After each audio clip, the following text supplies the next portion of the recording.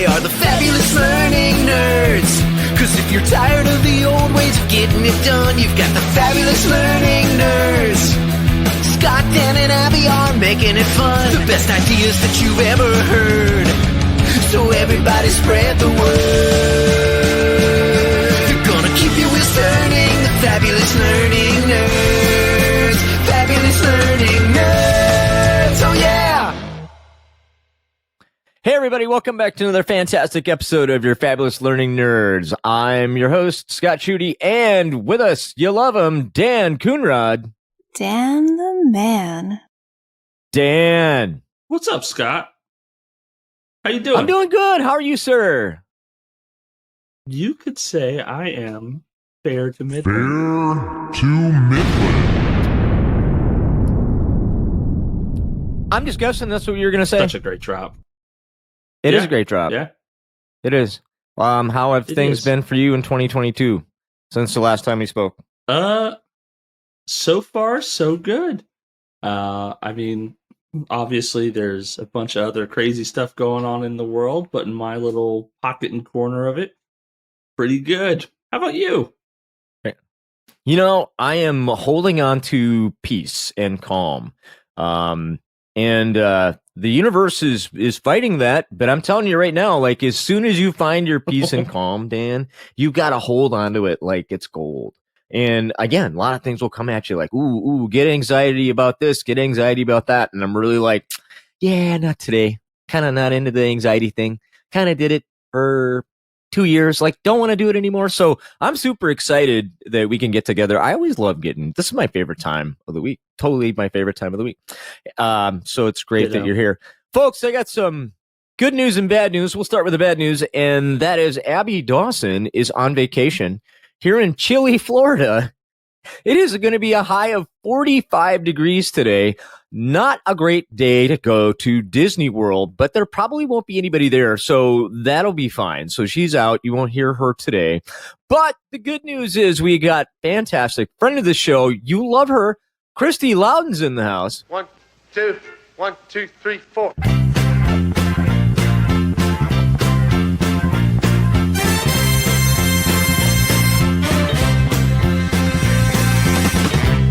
Christy! Hello. Christy, how you been? Like, it's been a minute. I know it has been a minute. That's what I was saying to Dan earlier. It has been a good minute. Like, things have been good. All right. Well, tell us about the good. I already know a big part of it. So why don't you share with our audience, like, major changes for you? Major changes. December 6th, I started a new job. I'm a learning experience designer for Studio 5, which is a learning and development firm out of San Francisco. Oh, that's awesome. All right. So how has that been? I mean, it's been a short period of time for you. You know, how is it? Oh, I know everybody's really excited. They're really excited. Hold on. Quiet, folks. Come on, quiet. All right. So, I know, right? So how's that been for you? It's been really great. The team is really awesome. And, you know, I'm just kind of, I guess it's like a month and a half in now. So getting things figured out, getting comfortable. I know it'll be a while before I'm super comfortable, but it's been really fun. Well, Studio 5 couldn't have chosen a better rock star to come in there and really deliver on some amazing stuff. And we're super proud of you. And I can't wait to see the value that I know you're going to add to our discussion today. I'm just super excited about that, which is great. You know, normally, at least the last few weeks, we've been having some amazing guests on. I mean, absolutely great guests. And I want to thank all of them. They've been great. And we get a lot of feedback about the shows and the impact they have and a lot of great stuff. Today, we don't have a guest, but, you know, we've had this email out for a long time to ask people. We used to beg people to email us and well, they never did. But today we actually have a real email, folks. And we're going to go ahead and dive into that email. We're going to talk about it. Hey, it's email time. Daniel-san. Yes, Scott. Would you mind reading the email for us today? I guess, since you asked so nicely.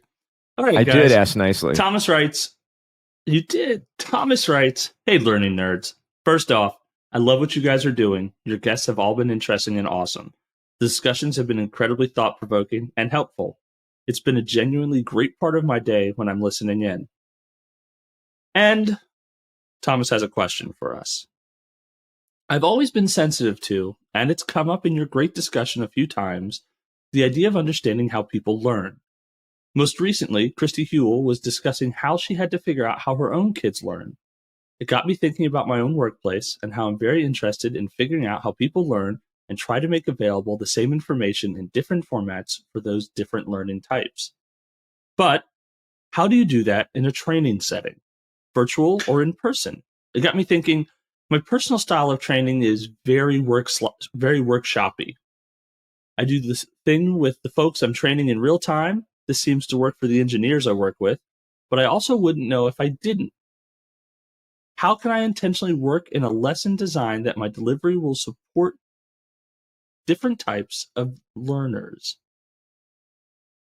Well, thank you, Thomas. That's an amazing email and a really great question. And we're going to go ahead and spend the rest of our time here this morning diving into that question just for you. We appreciate it and encourage anybody else who has questions to go ahead and email us, learningnerdscast@gmail.com. If it's an amazing question like this one, we'll certainly get into it. Without further ado, let's go ahead and dive into our topic of the week. Are you ready?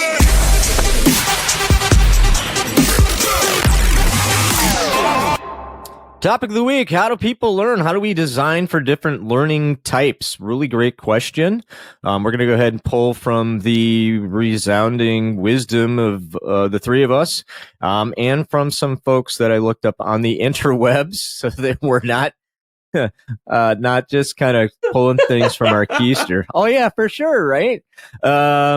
So I'm just going to go ahead and I'm going to toss this over to you, Dan. What are your thoughts? Like when you're thinking about different learning styles and different learning folks, how do we ensure that we have learning transfer, right? So that's our role, right? We want to ensure that things are different and better when we're done.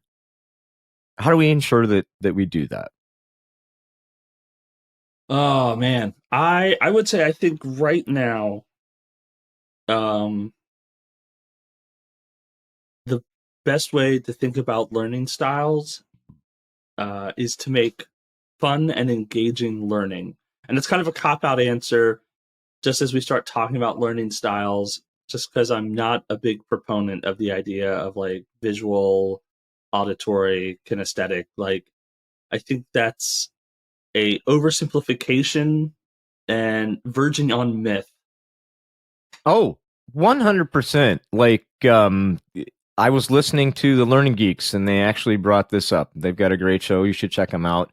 And they totally myth busted this idea that there are 3 different learning styles, folks, that there's auditory people who learn from listening and visual people who learn from looking at stuff. And then there's kinesthetic people, like they get their hands in it. And there's very little, actually there's none. There's no research that supports that this is even a real thing. And yet that was one of the things that I learned when I started, like, hey, this is really important.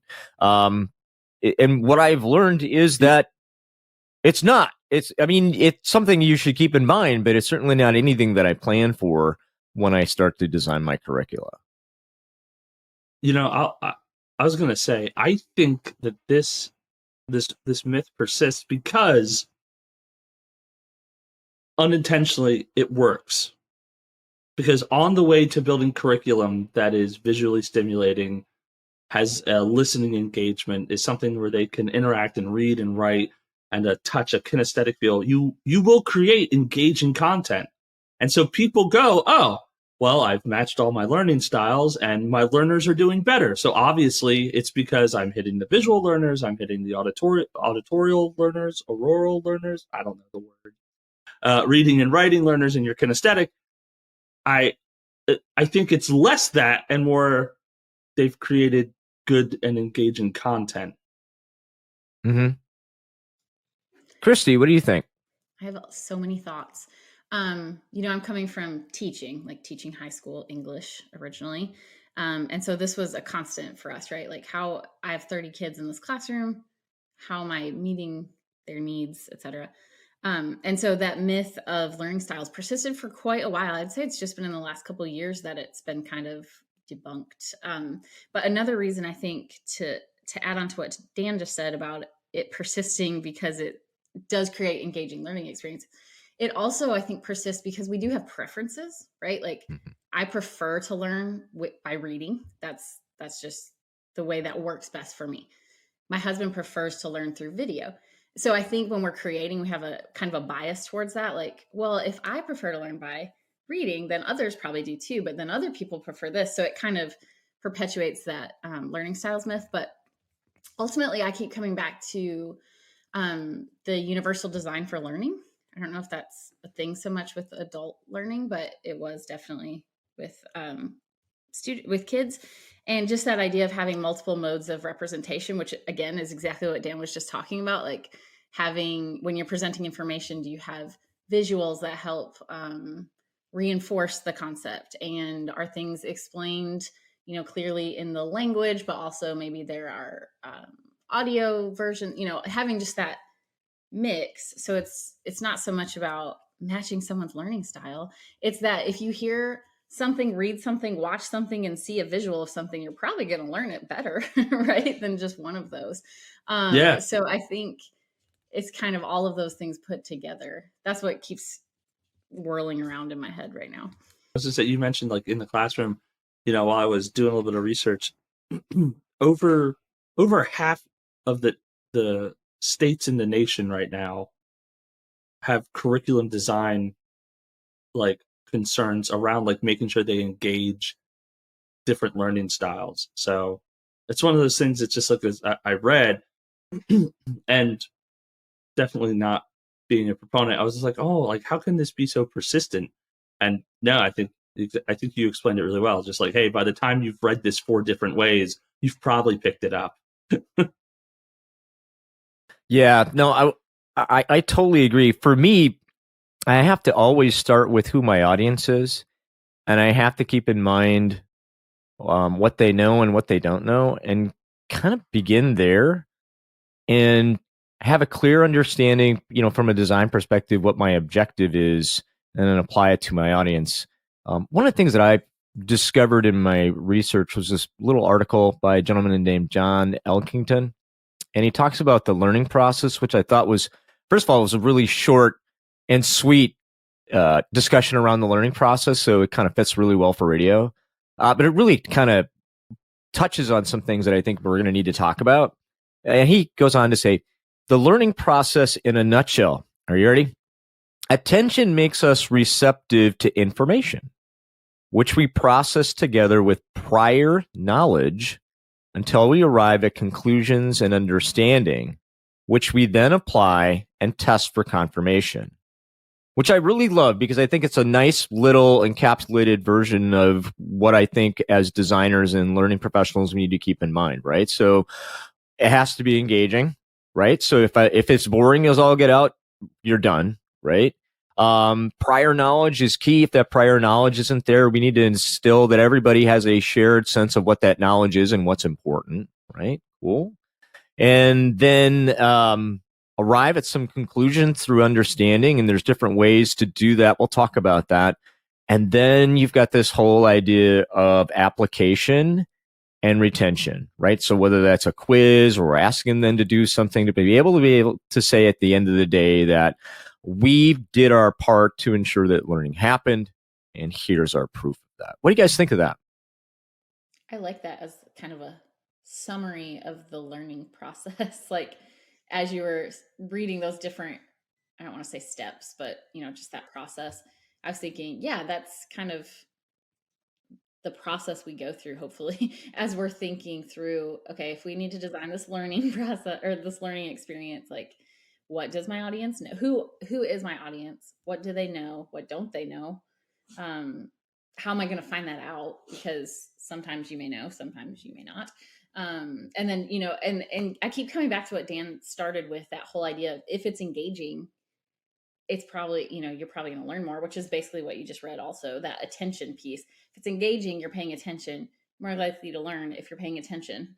It's when it gets boring. I'm thinking of so many college classes that I did not retain anything from because it was just a lecture. And I was like either reading a book secretly or not paying any attention because it wasn't engaging.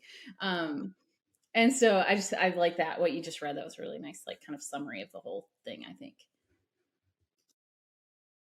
Dan? I mean, 100%, like what Christy said. I mean, like, just as you were talking through it, same thing, just like, yep. When everything's working, that's what we should be doing. But, Christy, you mentioned like college courses and just 100% lecture based and like tuning it out and like picking up something else to do because, you're not engaged. And that's, you mentioned at the show your new role as a learning experience designer, and that title is like starting to gain a lot of traction in our industry, and I absolutely adore that. I absolutely love the fact that we are talking about building experiences over just raw knowledge transfer, because when you build experiences and you attach emotional weight to them, that's going to transfer knowledge way more effectively than, well, I talked at them for the last 60 minutes and I just don't know what's not working. Yep. I remember very little from college, and that has a lot less to do with how much I consumed, and then versus how well that information was delivered to me. But let's just be honest about that college experience. Really, one of the things I think that as an audience we recognize and learn is how to pass our way through college, and passing our way through college. And if you're out there and you're in the in the university system and whatnot, I say this with all the love, with all the people that I know. My role as an audience member is to identify what's important, memorize it, and spit it back. The real process of learning in the university system, as I experienced it, was exactly that, and which meant that I could sit and just take good notes and write some flashcards and memorize those flashcards and show up at a test and do really, really well. But without application, right? And I think that's what's missing. Without application, then that knowledge doesn't stick. And stickiness is really important from a learning perspective as well, right? Yes. I had some conversations earlier this week with some people in our industry, and it was all about that. Like, hey, we're going to go ahead and design and deliver some learning, and it's going to be fantastic. And I said, well, what's going to happen on the back end? How are we going to ensure that people are going to practice it? How are we going to ensure that it becomes relevant, right? Because if that doesn't happen, then we're going to get the same thing. We're going to go ahead and reload for the next time. So we have to be considering about that too, is right, that application process from a learning perspective. I want to back up for just a minute. Christy, you talked about your experience with learning with kids in the teaching profession. Would you explain that process to us? Because sometimes I feel like, adults are just kids with bigger bodies. We really are, right? So I think that there's probably going to be some overlap. What did you learn back then? I mean, yeah, I think ultimately it ends up being super similar. The main difference is that like adults have sometimes different motivations and you're coming with different life experience, that kind of thing. I guess what I learned is what I was saying earlier, like the more I could give my students multiple means of representation of whatever I was presenting, especially because I may be teaching students who don't speak English or, as a first language, students with learning disabilities, just, the whole range, all the way up to students who should be, in AP classes or whatever. So it's kind of like, okay, how do I meet the needs of this extremely vast different levels of students? But by providing things, what I did a lot of times, especially in more recent years, as technology was much more available, was provide things like, okay, here's what we're doing in class, but here is, a video from YouTube that also explains this concept, just in case, like for whatever reason, the way I explained it did not work. Here is a model. Here is like a sentence frame for you to practice with. Here is, so as many different ways as I can give you this thing that you need, so you can see it, hear it, read it, watch it, try it, and then do it by yourself. Hopefully by the end of all of those things, we'll be able to write an intro paragraph or whatever the case might be. So, and again, that, that carries over to adults too. I think a lot of times for us, it's more time is, and not that time isn't an issue in the classroom as well, but, okay, we need a 1 hour training. You're like, okay, well, there's a lot to cover in that hour. So, how can we do all of these things and make it stick with just this little bit of time? So that's where I think as learning designers have to get really creative. Yeah. I love this idea of learning experience in development or learning experience design. And yeah, it's hot, right? But I think it's hot because it really kind of makes sense, right? Especially where we're going. What are the two you think about this idea of, designing with experience in mind? Oh, I absolutely love it. Up, down, left, and right. I think it's the best thing to happen, the best mode of thinking, the industry change for our industry that's come about. Like, I think I've said this before. Whenever I was training new instructional designers, one of the things I would suggest that they learn read is The Hero's Journey by Joseph Campbell. Like, hey, you should go check out this book. It's kind of a slog in places, but it's really, really important, and it'll change how you look at learning and development. And not everybody read it, but the few who did would come back and be like, well, first off, they'd be like, yeah, it does, it's a slog in some places. But then they'd come back and be like, oh yeah, hey, this really helps. Like, as I'm thinking about like a narrative structure for my learning, which seems like kind of a silly, pompous thing to say, but it's so important. It's so important. People relate to stories, they relate to experiences. And if you give them stories worth relating to, they'll remember the pieces of that story that you want them to. Knowledge will transfer, experiences will transfer. It's super, super effective. Too many times in like learning development, like in corporate learning development, like they'll be like, okay, cool, make a scenario. And the scenario will like have no teeth. There's no failure. There's nothing bad. There's no journey, because they don't want any of that bad stuff to be floating around. And so people read these little stories and they roll their eyes and they go, okay, whatever. And they disengage. We're just like providing them more room to disengage. And I've rambled on. I'm going to be quiet now. Sorry, passion button. I love everything you just said. I was getting really, I don't know if you saw me over here like clapping, but the narrative piece is so huge. And that's something I just learned in the last year. I mean, I think I knew it as a teacher. I just hadn't really like solidified the thought about it, like how important it is to take learners from A to Z or wherever. There has to be that thread that connects it. And that's where that narrative construction comes in. And I've seen seen plenty of learning experiences where that narrative thread is not there, and it's so discombobulating. You're like, okay, here's a chunk of information and here's another one, and I have no idea how we got from here to here. I love the idea of reading The Hero's Journey for that. Like, now my brain's just kind of going crazy. But another part about that experience thing is that I think it gets a little dicey. I think it's super important, and it's obviously like probably one of the best ways we can learn. And two things about that. One, the problem is making the experience realistic. Like you were saying, some of the scenarios, you read that and you're like, well, this would never happen. And so that's not helpful to me at all. Or sometimes, and this brings me back to college too, where they're trying to make it like a real experience, but it's not authentic in any way. So you're like, so I'm just making this fake podcast for you that no one's going to listen to. Okay. But why? And so I think it's that case of like, experiences are important, but how can we make them authentic? Which then leads me to think, how can we better embed or intertwine learning with actual work experience? Like how can we, instead of having a standalone training over here, and then I go back to my job and I try to figure out how that standalone training connected, how can we mesh them together better? I have no answer for that. That's just something that's kind of interesting to me, because wouldn't it be nice to learn in the flow of your work so that it's all experiential?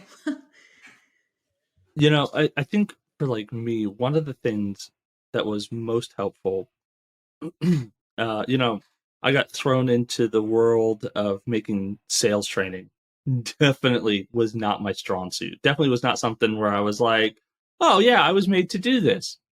But just, we talked about like the voice of our training and what we wanted our training to sound like, and like how we wanted it to be delivered. And we started from that experience standpoint. Like, okay, if you were to describe our training, what 2 adjectives would you use to describe it? And like that was like a super important like linchpin. Like, okay, cool, to like help us like hone in on the experience we wanted to build over the training we wanted to build.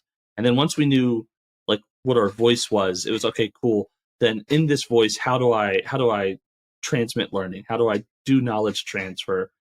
And how do I share experiences that will like motivate and inspire people to like go do these things? And it, I think it just starts from that, like that base, that bottom up thinking. Like, okay, cool, tear away everything, get down to the basement. What do you want your training to sound like? And I don't think anybody's going to say, I hope it's really boring and I hope it's really like professorial. I don't know if that's a word, but I'm going to run with it. But that's where like so much training ends up, because building good learner experiences is tough. I think right now the best learning experience designers, the best instructional designers are the guys writing the excuse me, are the guys writing the Marvel movies, because there's 10 years of movies and 10 years of stories, and you have to carry them forward to every other movie. And if you forget stuff, you're going to be lost and you're just going to stop buying tickets. So not only have these people convinced $1 billion worth of people over and over to buy tickets, but they have to carry this knowledge and these facts over and over from one movie to the next. That's an amazing load over what, like 10 years? More than that. It was 11 to the end of phase 3. So, yeah, no, I think that's interesting. And now you've nerded out on me. Don't even get me started. So here we go. Listen, let's carry this out a little bit, right? So I think that if we want to go ahead and process this out, we can begin to take, that learning system and start to piece it out. So the first thing, I love this whole bottom approach, right? So can we agree that one of the places we should start is like, well, what do you want to accomplish? Like, we don't even get started unless you know what you accomplish. And I cannot tell you how many people come to me every day that have no idea what they want to accomplish. Here's this deck, clean it up. Holy smokes. Like, what is this? Right. And so have you thought about what you want? No. And then, all you get is garbage, right? Let's make sure before any of the work starts that we have an understanding of what's going to be different. And we're going to sign up for that. Like, what's our return on expectations? What's our ROE when we're done with this? Like, what is it that we can hold up and say, see, we did this thing and this is what we got. So I think there's the first part. And then if you work backwards from that, what experience can we design where our learners get to participate in that experience, whether that's an assessment or a group discussion and presentation, which is still a very viable way to go ahead and get people to absorb what's going on, right? That'll deliver that ROE, deliver the return on expectation. And then the other two factors are going to be like, is it engaging and fun? And there's a whole lot of things we could put in there. And I might even tie into that not too long, because that's also something like, our brain stops working at about 90 minutes. Like, anytime you're going to go over 90 minutes, you give them a break, please, for God's sakes, give them a break. But isn't engaging and fun is something that I want to get into. And Christy talked about this as well, which is I've got to have a roadmap. So what's my WIFM? What's important for me? Can I start up? We have an episode earlier on, folks, about the VOAR, VOAAR, which is all about this, setting up our learners for success by telling them why it's important, what the objectives are, like what we're going to hold you accountable to, how we're going to go about this today, and then allowing them to participate and ask questions. So for me, a design perspective is that, like, knowing my audience and understanding the objectives that I want to accomplish. How do I make it fun and engaging and have a real experience for them so that they can go ahead and absorb what's going on? And then, ensuring that we're giving them this roadmap to success. Thoughts on that? I mean, you said right there at the beginning, like, hey, like, what do you want to accomplish? I think so much of modern learning and development is fact regurgitation. And so like when people are like coming in and they're either new to the industry or they're from outside the industry and they're just trying to build like a training experience, or like, I threw all the facts on this page and they're not getting it for some reason. And it's not because like they're bad. It's just because like this is a tough industry with a lot of weird nuances and stuff like that. And their learning experience coming in was probably just fact regurgitation. Scott, you mentioned it in the beginning, like, hey, I got really good at taking notes and throwing facts back out when requested.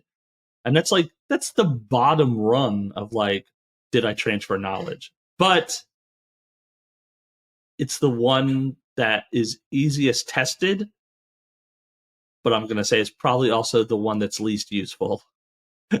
Like, if all I know is the facts, like, I can't synthesize. I can't do anything with that. I can tell you like all these dates and all these times and like all this other stuff, but if I can't do anything with it, if I don't know the whys behind it, if I don't know what the goal was, I'm just like, well, I said the thing. There we go. I think the why part of that stands out to me. Like, even for myself as a learner, well, I'm a why person anyways. I always want to know why and what's the context of this? Why are you asking me to do this thing? What's not even just what's in it for me, but what is the point of it in general for everyone? And I think in those kind of fact dump learning, I'm not even gonna call it an experience, just whatever those fact dumps are, there doesn't seem to be a why, even when they say, we're telling you these things because it's important that you learn XYZ. Okay. Well, I can learn XYZ, but why? For what? What's in it for me again? And what is the end goal? What do you want me to do with this? And if I'm not going to do anything with it today, then I'm probably going to forget it. I'm going to take my little knowledge check and then I'm going to move on with my life and forget this training ever happened. So I think the why, and keeping that in mind as designers, like, okay, what is the why? Who is my audience and why do they need to know this? And adults are, I mean, we want our time to be used wisely, right? Like, not wasted. And so when you sit in those fact dump trainings, you're just like, seriously, I could have read an article about, or you could have sent me an email with this information. We didn't have to have an hour-long training for you to just tell it to me. And so there's that time wasting part too, where I'm like, if I'm not engaged and I don't know why you're telling me these things and what I need to do with it, then this is a waste of my time. And pretty much there's not much I like less than my time being wasted. So you don't like wasting time? Then why did you come on the show, Christy? I'm sorry. Oh. You know, coming from the call center industry, my test for if I built a good learning experience was, did the agents, on the phone agents, want to get off the phone to take the training? Taking calls is tough. I've done it. And so a lot of times any break in the day to do anything else can be welcome. But I have definitely seen trainings where like I've watched like call center reps just like click through the training as fast as they can so you can get back to taking calls. That's a bad sign.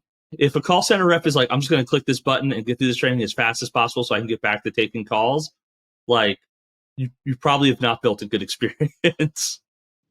Yeah, if you'd rather talk to an angry customer than take a training, then that's not good. Yeah.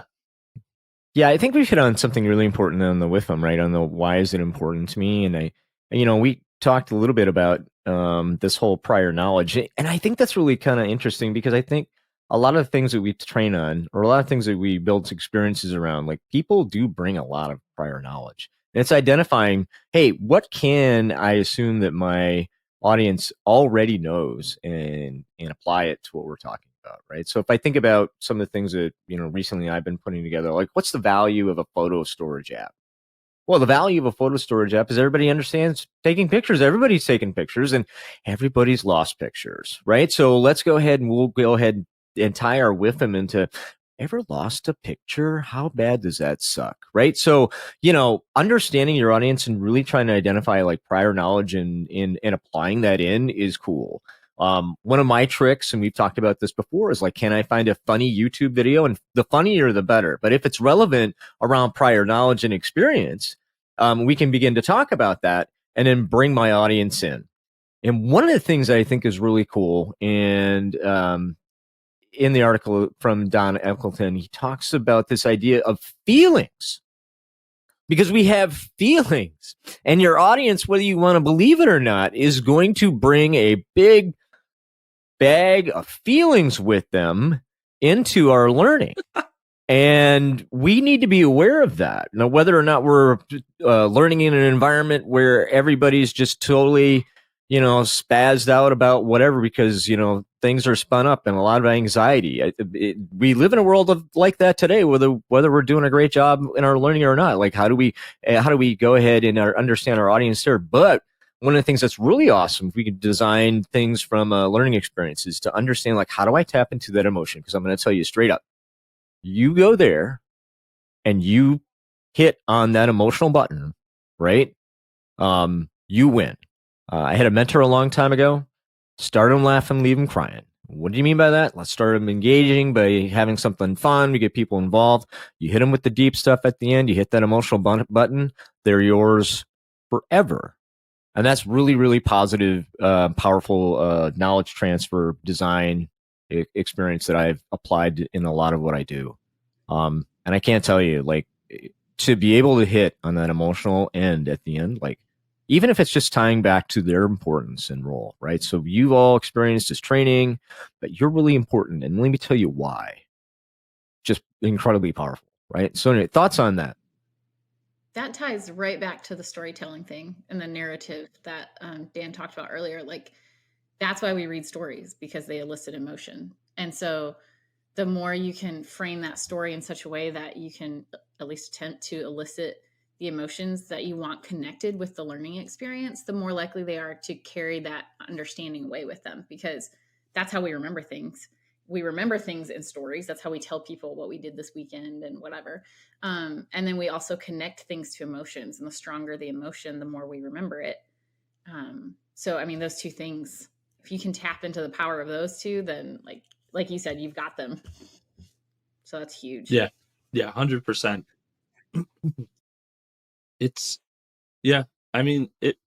I'm a huge proponent of storytelling and learning. Just, again, one of those passion button things. So I couldn't agree more. And building your narrative structure, even if you're a trainer and you're looking at material and you're like, man, how am I going to do this? Start thinking about what the journey is through the material from your learners, for you, and what that sounds like. Where are your beats? Where are your inspirational moments? Where are your funny moments? Where are your serious moments? And start like constructing that experience. If you're an instructional designer, man, like, it's easy to just like, I shouldn't say easy. It's easier to just like throw some facts, be like, here you go. Here's your learning objectives. Check, check, check. It's all done. Here you go. I've handed it off, whether that's going to be a computer-based training or a training for your instructor, whatever that looks like. There you go. It's done. But if you're thinking about what the experience is like, by the time that gets in the hands of your learner or it gets in the hands of your instructor, it's going to be such a powerful experience that, like, the people who are asking to make this training, they're going to keep coming back to you. They're going to start coming to you for advice. Like, how do I train this? How do I do that? What does this sound like? Like, it's so good. Just going to be quiet now. It for some reason made me think about the commercial. It's a little off topic, but thinking of stories, the commercials that stand out the most are the ones that in their 30 to 45 seconds or whatever they have tell some sort of story, right? Like, those are like the Budweiser puppies and stuff, like those are the ones that you're like, oh, that's so precious. They tell this little story. They elicited my emotions. I'm never going to forget that commercial. And so those examples of storytelling are all around us all the time, from how we're getting sold to, and from the way we communicate with each other. So in a way, it's kind of funny that sometimes we don't use those tactics. Like, it's so logical to me, like so logical and obvious that we should be using storytelling, even if we're not calling it storytelling and we don't have a character that does this thing. There's still that narrative where we have a beginning, middle, and end. There's some sort of thread that carries through. You're eliciting those emotions. Like, it just feels like a duh sort of thing. And I know that, I mean, it's clearly not, because it doesn't happen all the time in training. You know, like you said, there's just those fact dumps, which seem like they'd be really easy. But if it's boring to make, it's probably boring to sit through too. And creating just a PowerPoint of facts to tell people, like, here are a bunch of random things you need to know that are apparently important. That's boring. And it's going to really be crappy for whoever has to sit through it. So that storytelling piece it's interesting to create and write and develop. And so to me, that's kind of a sign that it's going to be more interesting to the audience, to the learners, I guess. You know, I think it goes back to, like, what got us talking about this, like Thomas's email where he's like, hey, you know, like, I'm teaching a bunch of engineers, and I think it's working, but I don't know, and I don't know how to tell if it's not.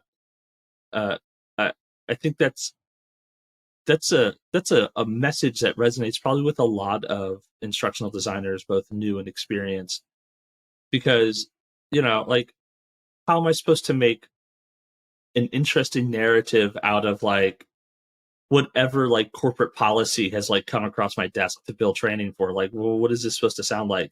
And so we end up getting into a space, especially with time constraints, where somebody above us is just like, just check the box. Just make some training. Just check the box. Just put at the end of the training, I have read and understand this material, and let's move on. And I figure anytime you're telling somebody just check the box, or I have read and understand this material, just move on, probably should just be a knowledge article. It probably shouldn't be a training. If it's not important enough for you to start thinking about, like, how do I deliver this? How do I retain it? How are they going to use it? Probably doesn't need to be a training.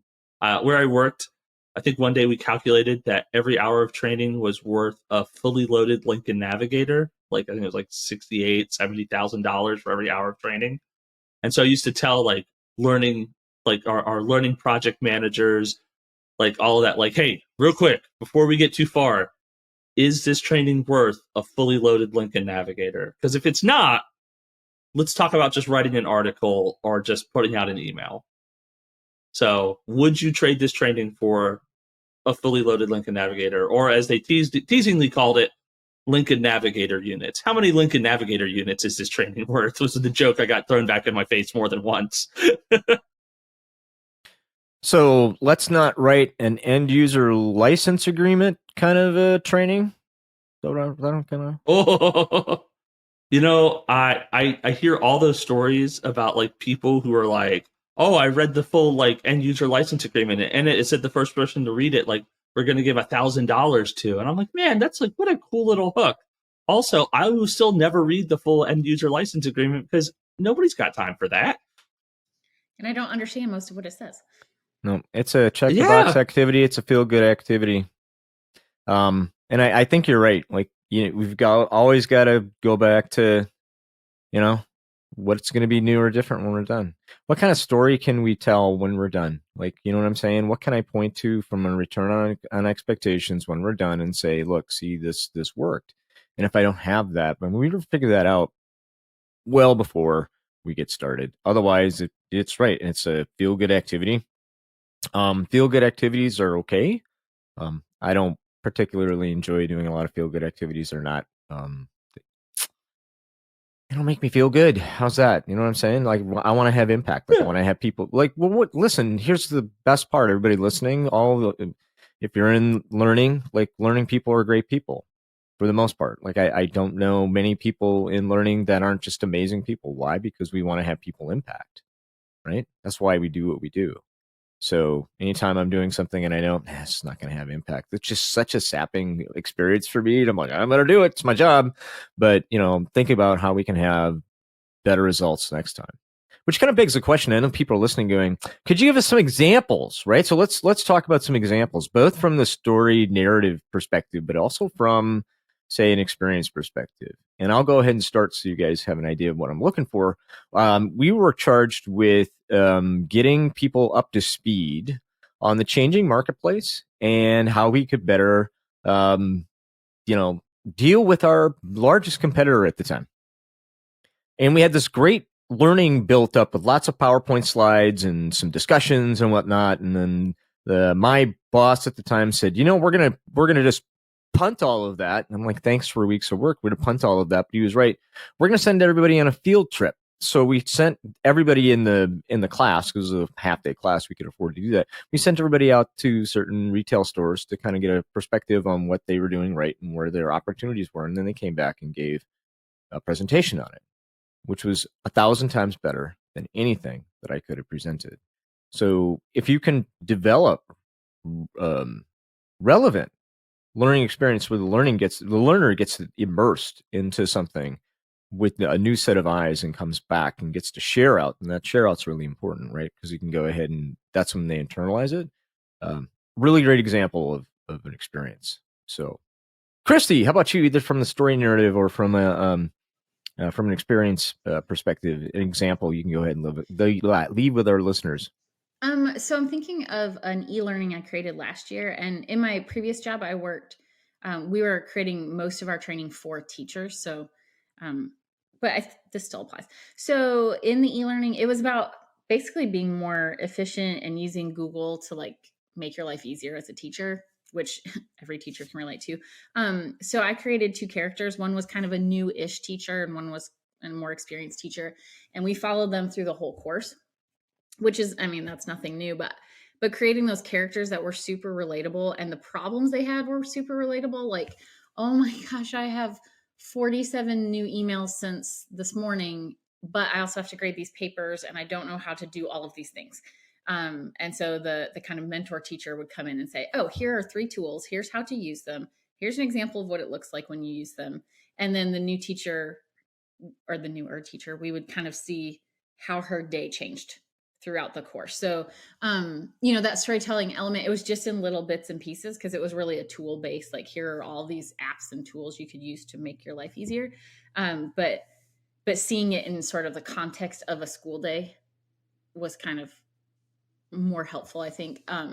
That's just the first one that came off my head. But, the more we can create those like relatable situations that the learner goes, oh yeah, that's what my calendar looks like. Or that's what, I've had a similar experience. So now I can see how to take what I'm learning and put it into that similar experience.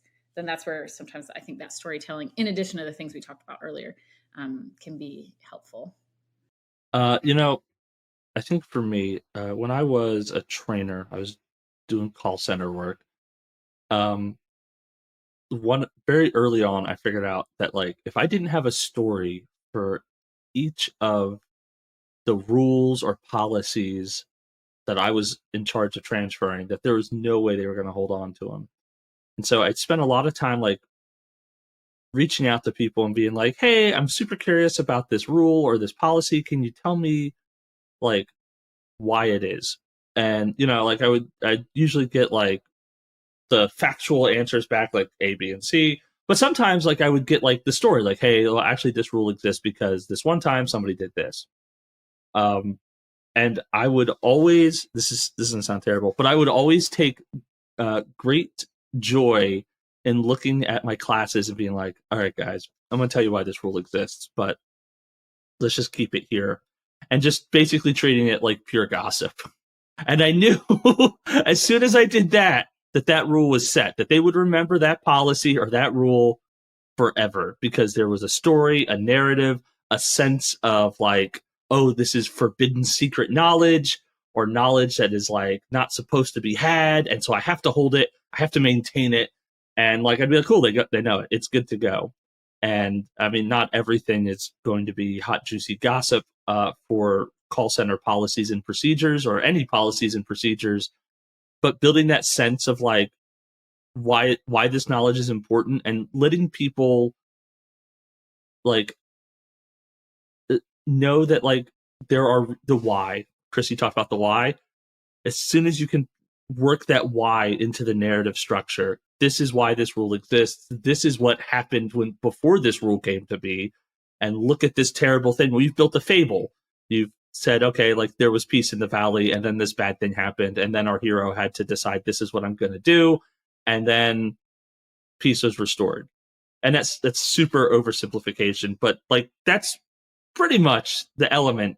But you do have to start with the bad, and that's the thing so many people are afraid of. Oh, don't talk about the bad. Don't talk about the bad, because then they might think about doing it. Like, no, that's such a silly thing to worry about. If I tell them the bad, they'll do it. Like, no, like I'm literally telling them the bad, and then we're talking about the rules. So we're talking about the consequences of what happened when somebody did the bad. They need to know the bad, or else they're not going to know why. And then guess what? They're going to do it anyway because they don't know why. That we're working on a project right now, and we're writing scenarios, and then SMEs came in to read through the scenarios, and SMEs who are in the position that the people taking the training are going to be in, or are in, and they were like, these are, nothing bad is happening here. Like, we need to see, where are the consequences of this? It can't all be decent choices. There needs to be like, no, this is a bad choice. Don't do this one. This is an okay choice. This is the right choice. Because at first it was kind of like, here's a good choice. Here's a decent choice. Here's an okay choice. No, like, this choice sucks. Don't do that. That's a bad decision. And so it's kind of like, oh yeah, okay, that makes sense. Our sponsors hate that. They just totally hate that. Like, what? Oh, don't show them what bad looks like, because then you're right. Then they'll do it. And I'm like, people are not stupid. Do you know what I'm saying? And then we talk about prior knowledge again. Some of those people are doing it.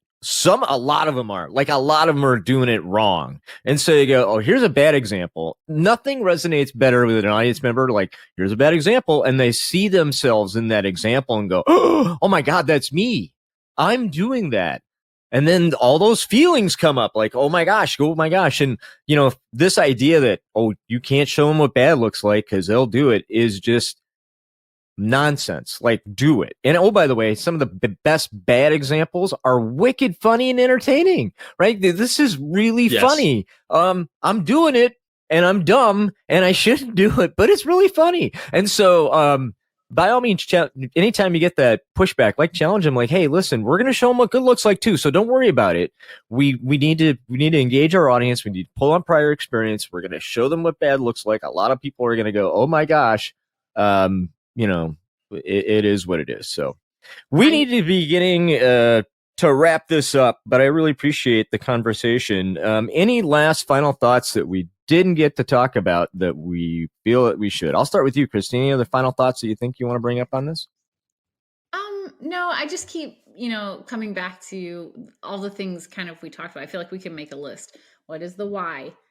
How can we work in a narrative? What is the experience? How are we going to elicit emotions? Like, if we can keep those things in our mind, how can we, provide different representations of this information to keep it engaging, but also, again, because if you see it, hear it, look at it, watch it, you're probably going to learn it eventually. Also, though, coming back to experience, the more we can have our learner, like you, Scott, mentioned that they went on an experience and then came back and presented about it. The more our learners could have to turn that knowledge around to other people, that's the number one way to learn things, by teaching it. So how can we work in those experiences? That's probably a whole other conversation, but that just popped in my head. So yeah, I would talk to the audience at large and to Thomas, who wrote us. Your email is about, how do I know if I'm making good training? How do I know if my training's landing and hitting? And I think we hit on a lot of those. Like, one, know the objective of the training. Know what the goal is. At the end of this training, people should be able to do blah. Know why. If somebody's giving you a task, or if you're just teaching stuff and there's no why, just other than knowledge transfer, don't do it. or make it an article, or check that box in an easier way. And lastly, like, know the voice of the people who you're training. Like, are visual learners, oral learners, and all those other types of learners real? Probably not. But if you can talk to your learners like they talk to each other, that is their learning style. And you'll connect with them in a much deeper and more meaningful way.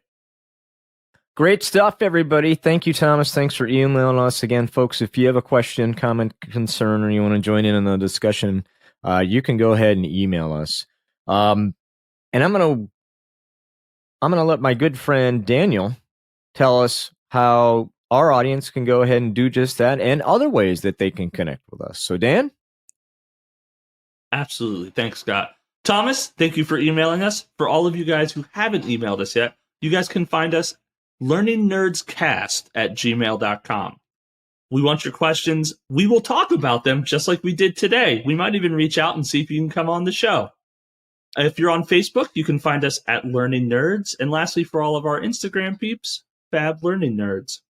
Scott? Thanks, Dan. Thanks, Christy, for dropping the knowledge with us. We greatly appreciate you. Thank you.